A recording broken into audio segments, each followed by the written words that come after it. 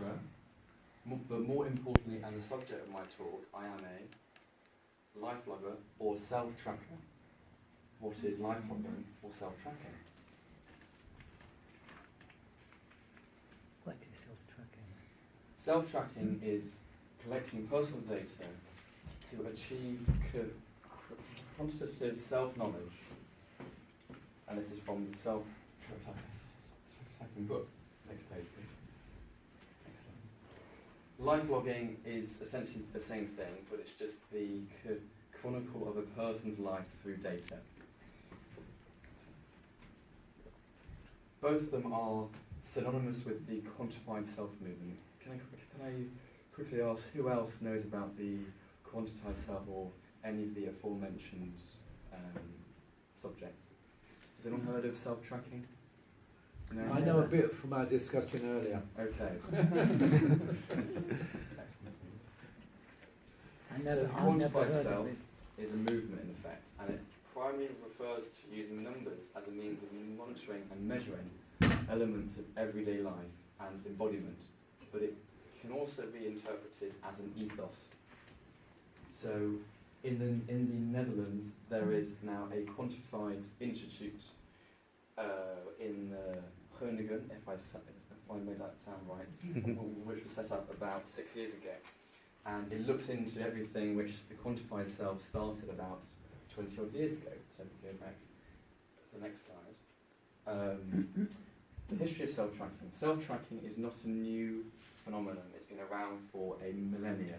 We've found records of people who've been using very basic data entry from kind of like the 12th century onwards. But a more famous example would be Benjamin Franklin, who used charts and short notes in the execution of this plan for self-examination. But it's become more popular and more prevalent over the past 20 odd years since the rise of personal computing. It is everywhere. It's in your smartphone, your car, but it's also in like a much wider basis. It's in the criminal justice systems, the NHS, the workplace. It is everywhere. It is now part of our modern world. And here's a short video that I'm going to show you from what people who've been using methods of self-tracking can do with what they've learned. I might just fast forward it.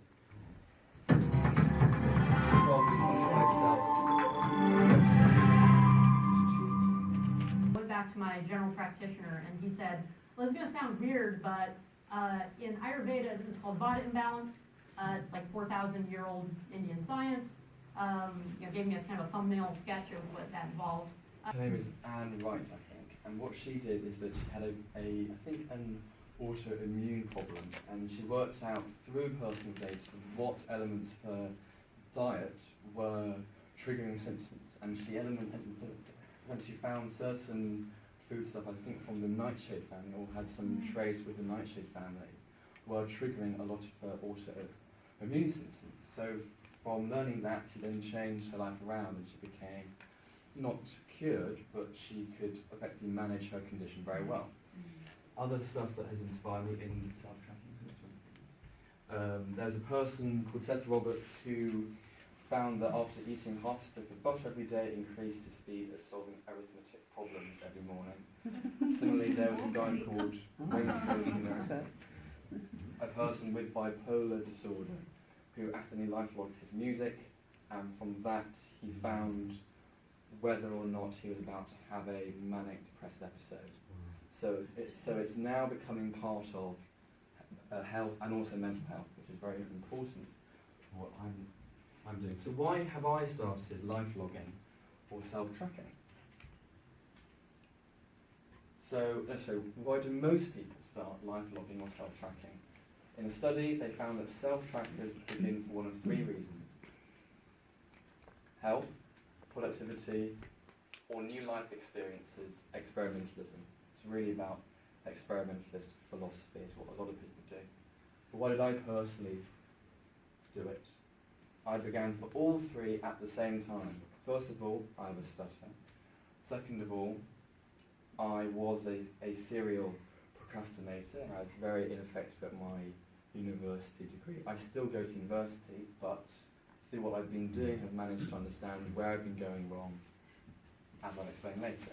But also, thirdly, I think if you go back, thirdly, there are new life experiences which I would like to try out at university, and I thought, why not try that through numbers, essentially?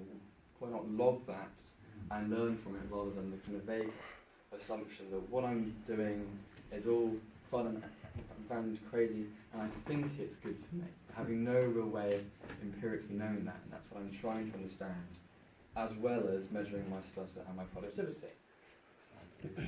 So, first of all, I was not trying to, when I set out my first self-tracking, I was not trying to cure my stutter. I wanted to understand what made my speech go up and down. I'm mostly comfortable with stuttering now. It's the inconsistency of not knowing from which day to the next my speech is going to be bad or good. I think that's one of the common complaints that people who stammer is, I don't know what my speech will be like on a Wednesday or a Thursday next week, even if it's not even that important. But just the knowledge essentially of a very mysterious thing was what I was trying to find out. And after finding these factors, I wanted to either eliminate or minimise those that aggravated my speech, or emphasise or develop those that improved my speech, simply because I wanted to ease the kind of burden of stuttering. And I also wanted, funny enough, to provide evidence for the Maguire programme, which I have been on since about the age of 18. I'm now 22. And I'd always wanted to help out, really, because the Maguire programme has resisted evidence for a long period of time. And when I started out over a year ago now, or around about a year ago, I really wanted to give the Maguire programme the evidence that they really needed.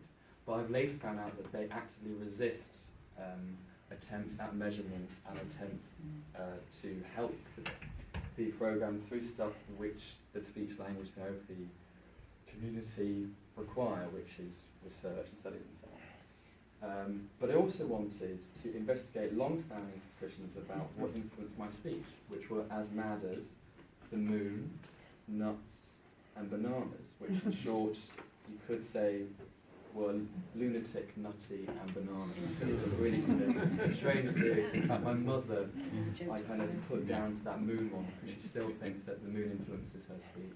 And while there is now some science which does suggest that the moon does influence sleep cycles, there's nothing yet about anything else that the moon does. But it's only slight with the sleep cycle. You know. I didn't know there's an ancient.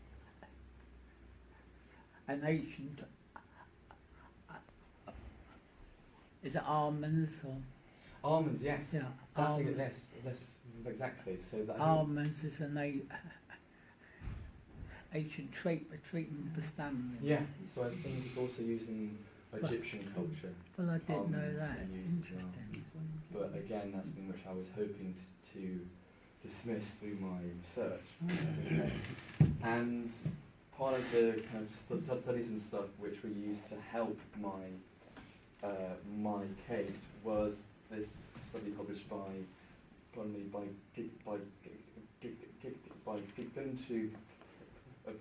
Pillai, who said that self-reports are primary tools for measuring the efficacy of stuttering treatments. Only self-reports can tap into the experiential sense of loss of control or involuntary neural block. Self-reports can quantify level 1 experience, social behaviours such as the use of avoidances and so on. But currently in stuttering research, they are secondary tools most often to validate overt measures, which are often inaccurate, as it basically explains. So yes, I was using this also as kind of an academic reason why I was using my self-tracking alone when I first started. So when I first started, it wasn't very high-tech at all. It was very low-tech. I was using what anyone can use, which is just a pen and paper. And so I actually, funny enough, wasn't looking into my stuttering when I first started because I was more concerned about the effects of alcohol on my anxiety, which I kind of put in the same bracket as my stutter.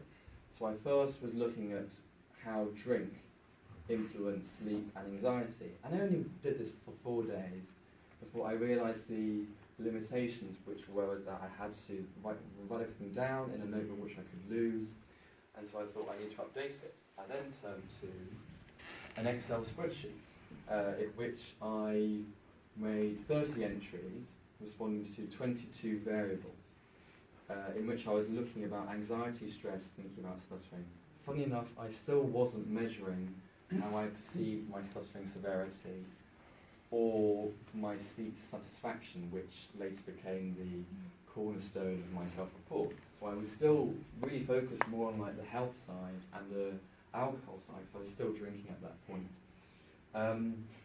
But there were lots of problems. First of all, I could see all of my previous entries, and that would inform my subsequent reports. So I thought that brings down the validity quite a lot. I need to change things. So I then decided to update it one step further. I'll just run through those forms again.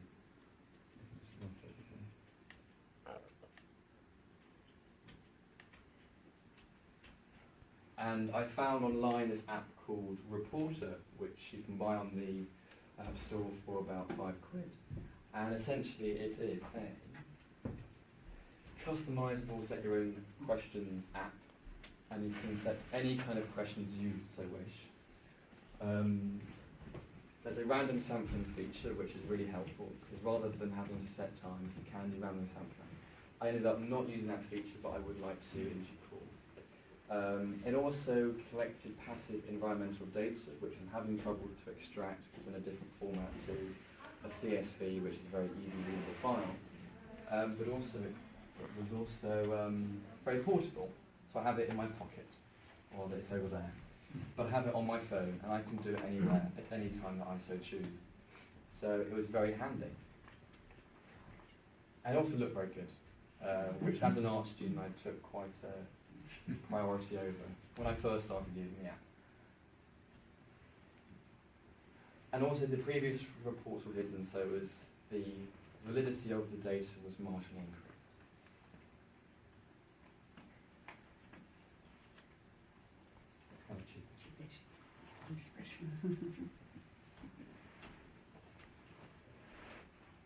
Done by a guy called Nicholas Felton, who launched the app, the Reporter app, and he spent around 100 hours a year making random reports, frankly on quite boring elements of his life. Stuff like how he was feeling about his work, what he'd spoken about. By the way, there was nothing wrong with him, he was just curious about data collecting. But he then made this amazing thing called the Felton Report, which he has released annually since 2005. And actually some of it now resides in the MoMA permanent collection. It's kind of this very heavily aesthetic object, but it also plots out his life, how he's lived the life over several years. And he also found certain correlations, most of which are quite easily observable. You don't really need much data, but I suppose it's kind of nice to have the data in print, isn't it? So looking at weight versus heart rate, found lots of correlations between these ones. So I was inspired by this kind of stuff. And then I made my first report on the 11th of the 11th last year. My first entry was a paltry one variable, in which I asked myself, do I feel confident? As you can see, that day I was on a high, loving life, very confident. Naturally things changed as the year progressed. Second entry, 3 variables, and this increased exponentially to 4 variables, and so on and so on and so on. 131 variables, and gradually the time I would spend on the report per day increased significantly.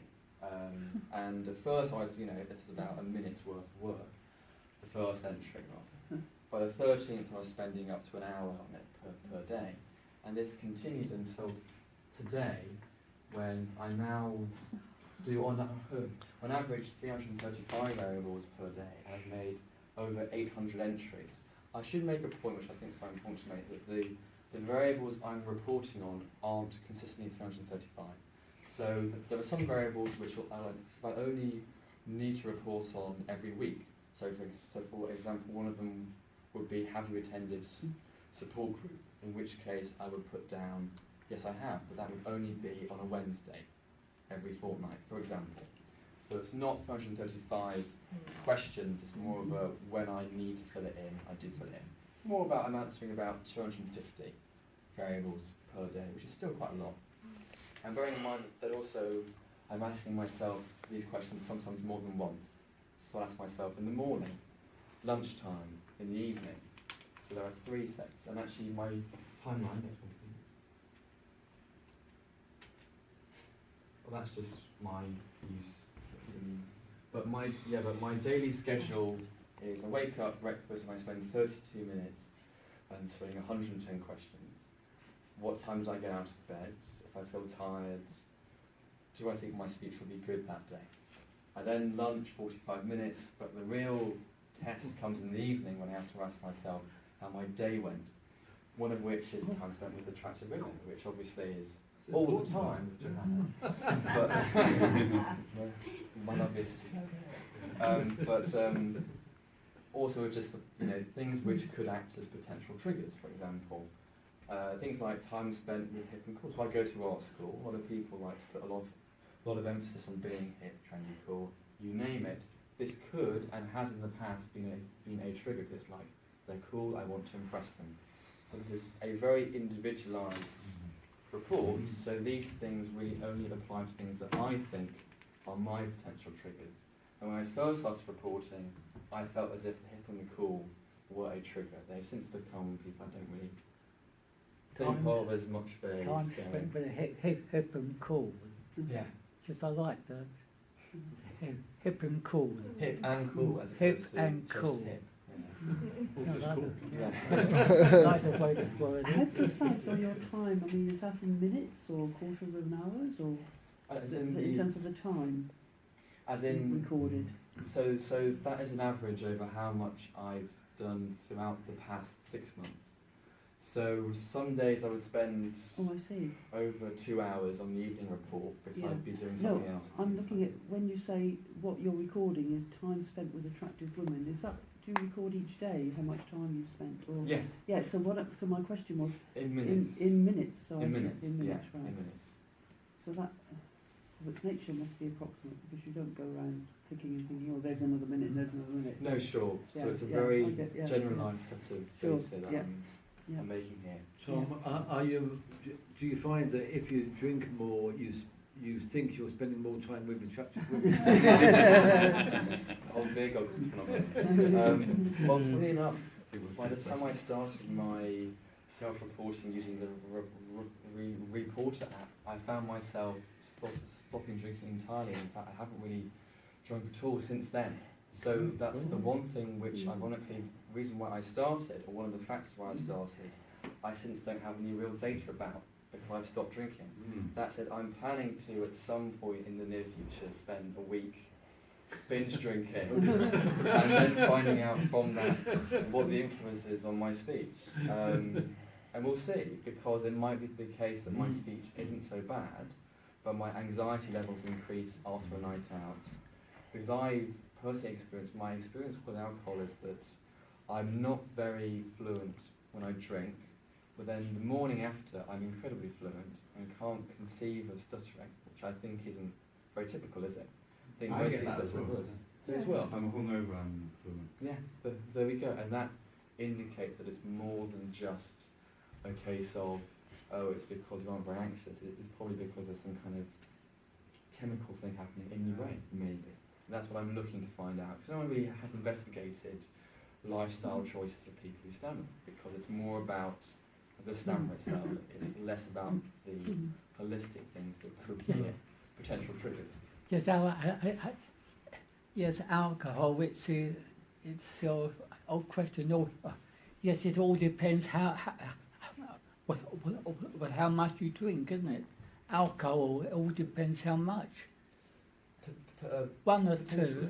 I mean, it kind of remains to be seen. I mean, for some people, I mean, we would naturally, most people think that if they drink more alcohol, they get more fluent. And Yes. who knows why that's the case? it might be the case that people just feel more confident, or they don't register their stutter. It hasn't been investigated, so we No. can't say conclusively why that's the case. And obviously it's very individualised, so for Yeah. some people, like myself, I get less fluent and I'm more fluent in the morning. For other people it might be very different. You might get incredibly fluent and then less fluent in the morning. Mm. That's why I was starting, but ironically didn't measure alcohol. So other things that I've used to self-track. One of the internet plugins that I found very helpful is a thing called Rescue Time, which you can download and you can access all of your data on a monthly subscription of £5 a month. And essentially it maps your activity on your computer. So what applications you're using, what websites you access, and it's very precise because it essentially is working on a computer model. So everything is to a T. It's brilliant for that. I also have a Fitbit which I purchased recently, but I found it isn't very accurate, and my sleep data has been wildly off the charts. It's been up to like 1,000 hours a day or a few minutes, which is just totally inaccurate. So that really hasn't helped at all, and I actually know of other stuff that I can use to tackle it. But currently, it's actually been the worst thing I've used so far. It's my Fitbit, which is completely at odds with what they market it as being the most reliable measuring kit out there. Why are there so many variables? So stuttering is an experiential disorder. There are lots of theories and factors that have been attributed to stuttering, and it's important to find those that apply to my speech specifically, because we have to take an individualised approach with our speech, and therefore finding those factors, I can then see what theories have been used about those factors and see if they work and apply them. I'm also wondering whether variables that are unrelated to stuttering could become potential factors. I mentioned earlier nuts, lunacy and bananas. What if they actually have some grounding? What if there's like an extra 2% chance of being more satisfied with my speech on a full moon? Who knows? That's what I'm really interested in looking out for. Nuts, but so what kind of nuts do you eat? Yeah, exactly. It's So these are my interesting. examples, and these are some of the kind of range of questions that I've asked. And often they've been informed from people that I've spoken to who wanted to find out about my speech. So Max, who I think studied sound, or probably the acoustic system and speech, asked me to put down as one of my variables, was it loud in places you were speaking? So I put that in. But I found that very hard to measure because obviously if you're in a city like London, where I live, you find yourself constantly changing from a very loud environment like the underground to a bus and so on and so forth. It's very difficult to measure. There are ways of objectively doing that with a microphone chip, but it's still early days in the sense that there's still lots of development that I need to work on. So that's a variety of the questions, but there were 335 unique questions that I was asking myself. This is an important one. It's kind of my bugbear about the recent renaming. Why stutter and not stammerlog? In Europe, and this is just Europe, more Germanic languages use the bilabial M. However, the German preference for stotten, which uses the alveolar T, makes it the most pervasive version of stammer or stutter in Europe, with roughly 160 million German and Dutch speakers who use it. Next slide, so in total, there are 95 million who use a variation of stammer, Swedish, Norwegian, and British English. But there are 500 million plus who use a variation of stutter, and also probably even more. I mean, obviously that's the whole plus thing, but probably in the region of a billion if you take into account the people who use English as a second language, or how kind of know a handful of English words. They are so much more likely to use stutter than stammer, which we hold on to for some bizarre reason. So I'm very pro, and that's so frustrating because this doesn't have the current date, but essentially the red indicating stutter massively spikes from the year 2000 onwards and is up here, while stammer is way down here. So while stammer was formerly the most commonly used word, the bilabial stammer, it has since become replaced by the alveolar T. So I'm all for stutter over stammer, and that's why it's called stutterlog and not stammerlog. Ah, I think that's interesting. I mean, I often get asked, is stammering the same as stuttering? Yeah. You know, by people of all backgrounds. Yeah. And UK is a multicultural society as well. So Yeah. I agree with you. I think we're sort of making life harder for us. Exactly. Really understood Yeah. by having this additional screen, Yeah. which is the word stammer. I was also speaking with Phil last night about this and how he uses keywords in his profession to find out about studies and so on which are working about stuttering or stammering, and it costs twice as much to put in stutter and stammer. So why not just universalise it under stutter? I mean, this could be applied to lots of British English. I don't know why we stick onto certain spellings. I think it's frankly a bit sentimentalist and a bit old fuddy-duddy stuff. Spelling, I like OR instead of OR for words like colour. I always slightly bristle when But I see suppose really they're more. American. But I suppose really they are more something. emotional arguments than they're kind of more like Yeah. this is helping people who stutter. But I get that. I mean, that's obviously like a bit different. And But for the sake of medical yeah. stuff, I think it should And- be universal. But I've read some things online where people seem to think there's a difference between a stammer and a stutter. Exactly. Stutter is one It needs thing and clearing stammer up. is something else. Yeah. And yeah, but that's As a quick Quite interjection, because confusing.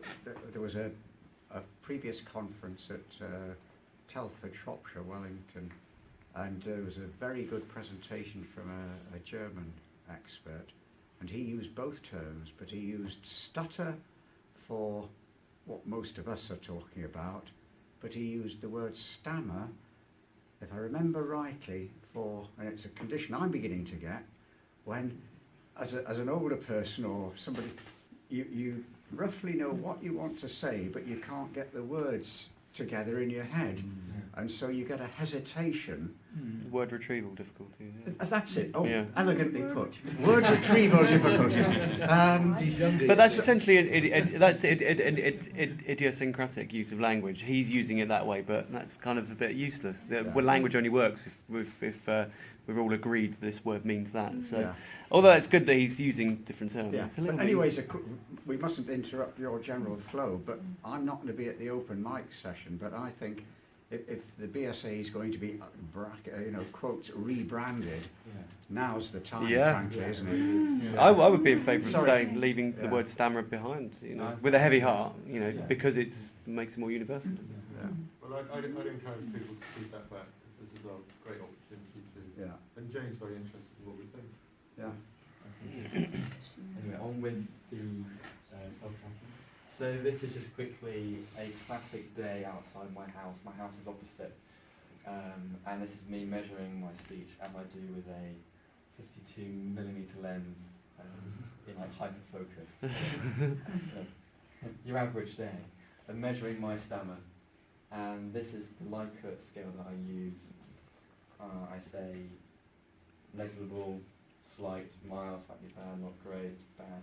And I have these all then quantified afterwards. So for instance, a mild might be a 4, slightly bad, a 5, and so on and so forth.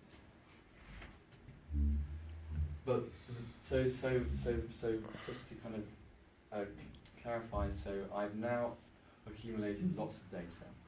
Some of it's great, some of it's not, and by that I mean that some of it's very clean data, so it's data that's very easily readable, and there isn't any kind of problems with various kind of small bits of information that got stuck somewhere in there. And so far, the thing that I've found is easiest to read or understand is how does spending time with people like you guys, who also stutter I should say, affect me. So I'm looking here, at the self-reports that I've made on days that I've been at a support group, at a speech therapy session with Phil, at a X, Y, or Z. And so from that, I've made my self-reports morning, lunchtime, evening. And we can find here some of the graphs that I've been made.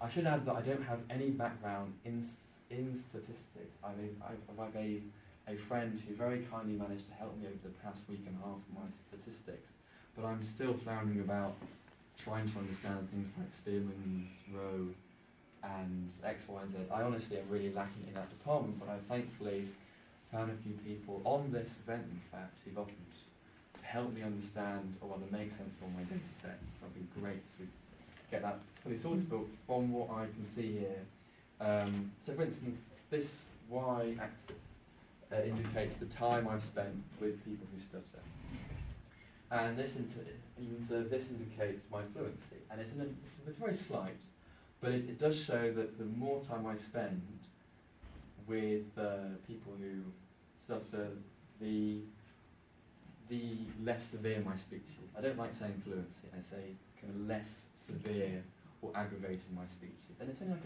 a very slight one, but I think that's kind of like a very basic graph that indicates what I was looking at. But it gets a bit better as I look through other variables. My speech satisfaction climbs up even more the more I spend with people who stutter. I should add that this time spent with people who stutter is looking at is using the unit of, I think, hours, not minutes. So perhaps it's like a bit less extreme than it would be if it was looking at minutes.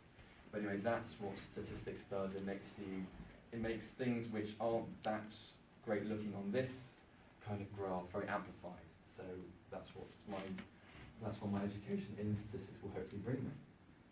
My stress levels massively decline the more I spend with people who stutter, as this one indicates. Equally, the comfort in using stuttering modification techniques. I'm a Maguire graduate, though I don't really use much technique often. But it shows you that the more time I spend in the company of you guys, the more comfortable I feel using techniques. A lot of these observations are almost like self-explanatory, and you could just make them up and say, well, obviously you feel more comfortable. But having this in a graph as a piece of hard data, as opposed to just a generalised, if you do this, it'll happen, is of so much more value, at least to myself, who kind of really puts a lot of value on empirical research than lots of other things. That's again the amount of technique that I use. It increases a lot as well, though I'm really not using it at all in this conference. Can I just make a small comment? So I did mention this in another group yesterday, that there's some research that's come out of the US very recently, which looked at the stress felt by fluent or people who don't stand and stutter, the brain reaction in terms of the stress level in the brain, listening to a video of a man stuttering. And what it found, it's quite simply, is that the more familiar the listener is with hearing somebody stutter, the less stressed the brain reaction is. And the less, and for people who've never heard another person stutter, the stress reaction was significantly higher. And it was actually, everybody had a stress reaction, even if you lived with somebody who stuttered. But it was significantly less, and it was even less in females than males. That's very interesting. So that's, so I can send you the details if you're interested in the email of the people who did the research, because I'm in contact with them. In a way that probably explains why there are so many more speech therapists who are female than male, or may contribute to why that's the case. Yeah, good point. Next one. Oh yeah, so this is my eloquence against the time I spend in the company of people who stutter. So I feel more eloquent, bearing in mind that this is all self-reported, so that there is nothing objective about this data in the sense that I haven't read back all of my speech and then found that yes, I was using this particular adjective more than I was in the company of a fluent person, but I feel more eloquent in the company of you guys, essentially. And I use my speech. Actually, you know what? I actually kind of forgot which way it goes, but I think it's the more uncontrolled speech I use is in the company of people who stutter. This one's interesting. How intelligent I thought I was. Again, this isn't objective in the slightest. But it does increase the more I spend in the company of people who stutter. Probably because I'm talking about something which I like to read about and research about, and therefore I'm talking about something which I feel well versed on, and so on. So that might explain it. Happiness increases. That's a really good thing. Happiness is wonderful. It's not so extreme that it's like eureka, total euphoria. It's not manic. No, it's not quite that extreme. Yet, maybe the next time I kind of measure this, it might be enormous. But it just shows that my happiness increases when I'm with people. So thank you for making me happy. Slightly happier. And also not all the time, as you can see, a few exceptions. Interesting findings, and I was using, in this case, what's known as a linear model. I frankly don't understand what it means, but the person who's working with me, who's a stats, not expert, but a stats undergrad, she knew what she was talking about and said that this is about what variables depend on what variables. But I'm sure, I don't really know what's going on, but that sounds right. Actually, I think this is something else. Yeah, actually, this was interesting. So this shows the more comfortable I am using certain technique, the more aggressive I feel, which is in a way bizarre. But when I was thinking about it, and when I was thinking about the Maguire graduates, a lot of those who really succeed using these techniques tend to be youngish or middle-aged men. You know, those who probably have kind of peak testosterone levels, who are like, yeah, I really am a stammerer, and I'm going to use this technique, and I don't care what people think. So in a way that kind of makes sense about the whole aggression increasing the more comfortable I am with the stammer. So I would say assertive rather than aggressive. And actually, that's funny you say that, Stu, because that comes next. Okay. Well, not next, but soon, basically. This says how rested I feel.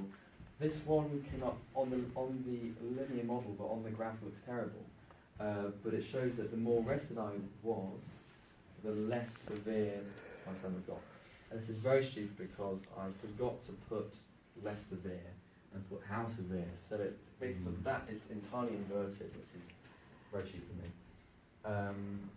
This one's interesting. This shows the distribution of my speech severity as the day progresses.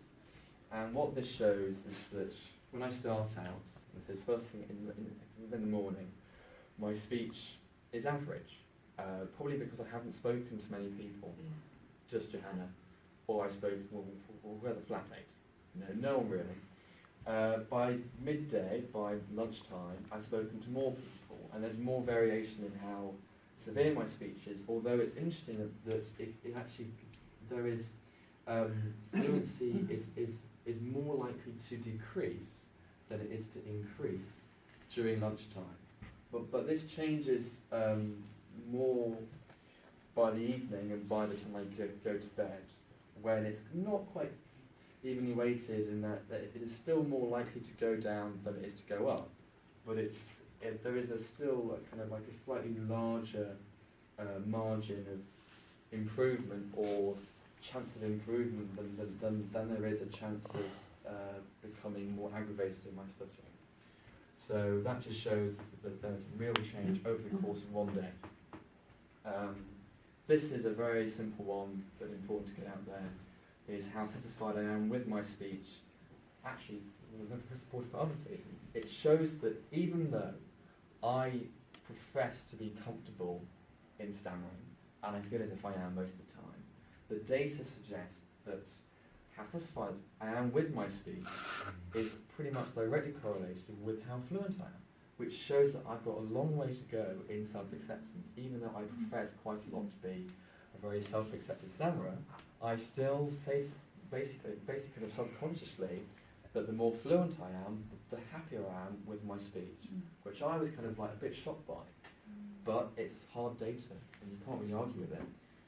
John, could that be because you don't notice or don't perceive any or as many disfluencies now? Because could you're be. happy with your speech. It could be. That's I don't think another I very do, good in my case.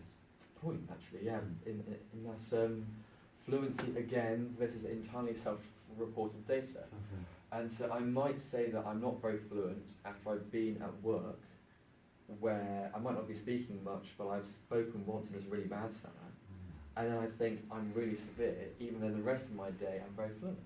So again, this is very open to interpretation. It's nothing really concrete, but it really shows you that it seems as if the more fluent I am, the more satisfied I am, in spite of what I believe. But you're right in that it could be down to how I perceive fluency. Next one. Again, it shows fluency and assertiveness. So the more assertive I am, the more fluent I am, which is interesting because I haven't looked at if I'm using stuttering techniques, or maybe I have. This also speaks satisfaction measured against assertiveness. So the more assertive I become, the more satisfied I am with my speech, which ties into, I think, assertiveness theories, which I'm not sure about. I've only learned about that recently from one of the workshops here, but I think assertiveness therapy is something which is used with people who stammer, and the data suggests that is the case. That the more assertive I am with my speech, the happier I am with it. This is looking at my perceived depth of voice measured against being assertive, and I perceive my voice to be deeper with how assertive I am, and I suppose that's probably related to testosterone and the fact that I'm being more aggressive with my speech and therefore gets deeper. 10, thank you. This is how tight my chest is. So I think, like many people, stuttering can induce physical tension, and one of the symptoms that I get is quite a tight chest. Not all the time, it was a lot more pronounced when I was younger, but tightness of the chest, in which I still occasionally get. And I found that, hold on, I'm just thinking, you know, I'm not great at even reading my own data, which is stupid, but anyway. I think it's saying here, and I'm sure someone else could very easily correct me, but the tighter my chest is, the less assertive I am. And that's what it's saying here. This one is showing self-actualization, which is a bit of an intangible concept. It's the idea of being comfortable with yourself and being kind of like, I'm okay with everything in my life kind of feeling. And it shows that the more the more rested I am, the more comfortable I am with myself. And self-actualization, I'm not sure if it's amongst the slide, but self-actualization is pretty much directly correlated with speech satisfaction. Not so much with fluency as much, but there's still a slight correlation there, but self-actualization seems to be really important in a lot of the factors that I want to improve, that being speech satisfaction. Please. So these are the first trickle of findings. I think I've really only just tapped the very tip of the iceberg here, because there are 335 variables. I only managed to get really clean data for every single entry for only 60 of them. And so what you see here is kind of like some of the results of 60 of those variables. But that's about a fifth of what I could potentially uncover. So the first findings, a strange one is that productivity depends on how well rested I am and, weirdly enough, vowel difficulty. So how productive I am seems to correlate, not necessarily, this actually is a linear model, so this shows if it is dependent, and it shows that the more productive I am, the more I struggle on vowels, but not consonants, because I was also measuring consonants. Why that is remains to be seen, and that's one of the interesting findings so far. Procrastination depends on how calm I am and whether I slept in the afternoon. A lazy day, that's not so weird a finding. Third one is how much screen time I do is related to how well rested I am and the amount of people I talk to after 2 o'clock in the afternoon. This is after lunch. Third one, self-actualization, is found to depend on speech satisfaction and also how well rested I am. Stuttering severity depends on fluency, but that one's kind of obvious. But also depends on how well rested I am, how much hand gestures I use, almost as a way of compensating, and how satisfied I am with my speech. And I found the one about hand gestures fascinating, because that really said that the more I was using my hands, the more fluent I was. So for a long time I was like, keep my hands down by my sides. This is what the McGuire teaches you. I get why they say that. But I found that for myself, using hand gestures... Why do they say that? Sorry to interrupt. Because they say that because what they're aiming for is eloquent speech. And eloquent speech is I was measuring data and also how relevant my data would be to future research and whatever I'm doing. Is the fact that I was diagnosed with ADHD a while ago on the 19th, so about 3 months ago maybe. I found this out after I was writing my dissertation, and I was really struggling to structure sentences. I've always struggled with writing, in spite of having a stammer, which I always thought, lends yourself to being a good writer. Don't you always think to yourself, writing, and people who stammer, they tend to go hand in hand. But I was rubbish at writing. I could make lots of bullet points, but I can't do paragraphs sequentially, so it's sequencing that was my real problem. And also explain why. I was very badly behaved at school. I'm very, very disorganised, which explains why I was a bit late and a bit hackneyed and whatever. And also why, after taking stimulants, my speech improves. And by improves, I feel more effervescent, I feel more gregarious, I'm more satisfied, and so on. But also focus correlates with improved speed. I think I'll have to run a bit through this. I'm not sure what that means. So essentially, the more focused I am, and it's a bit of like a broad terms that could be how focused I am doing work. It could also be how focused I am on my speech or whatever. The more fluent I am, or a reduction in stuttering severity, which is very interesting because that potentially links into my ADHD and the fact that if I just pay more attention to how I'm speaking, the more fluent I become. That's very interesting. But again, I'm no statistician. I'm not sure if what I'm doing is entirely there yet. Also, the more focused I am, the more satisfied I am with my speech. And more extremely, the more comfortable I am in using techniques. But that's a really strong correlation. Look at that line. 45 degrees, beautiful. This is also how rested I am increases with focus. So basically being focused is great. It really, really helps me in so many ways. But the case is yet to be closed, and the drugs that I'm currently taking, which are non-stimulant, really aggravate my speech. I'm really Non-stimulants. So why are you taking them for your ADHD? So basically, the stimulant drugs are addictive because they are effectively amphetamines. Okay. So they're like very close to meth or so why are you to taking cocaine. that? Why? Yeah. Why? By the non-stimulants, because the non-stimulants are less addictive and also run fewer potential health risks. And that helps your ADHD. In theory, I haven't really noticed much of a change other than I'm like a lot more normal in my behaviour. But apart from that, I can't really see much else. So I'll probably quit taking it after my most recent week of doses. Anyway, the next one. Benefits of doing this, I really makes my experiential phase in life truly experiential. Habits I've avoided owing to fears about stammering, smoking, drinking coffee, I can return to with a pretext. Hooray! I can't wait to get back on the booze. Similarly, the experimentalist approach encourages me to enter fearful situations I'd avoided.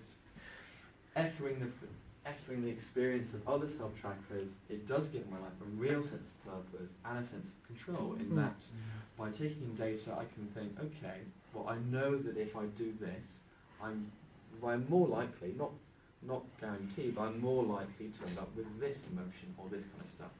Which obviously is in itself flawed, seeing the human being as a computer, but equally there is some element of truth to it. All days yield data. Even wasted hours watching YouTube can be quantified. So I can kind of procrastinate with a purpose, but only if I then do the work that is doing the self-reporting. So I can't fully procrastinate for hours on end. And also, most importantly, I've been away waiting for lots of studies that haven't been published, that are being talked about. I can test for myself. So, for instance, mindfulness. I'm not sure if there is a mindfulness study out there in its relationship with stuttering, but I want to try that. Yoga and so on. And I've just finished recently the first phase of a caffeine trial in which I was taking a very small amount, only I think 16 mg, which is like half a can of Coca-Cola worth of caffeine. And from that, I haven't looked at the data yet. It's been manic with all this stuff.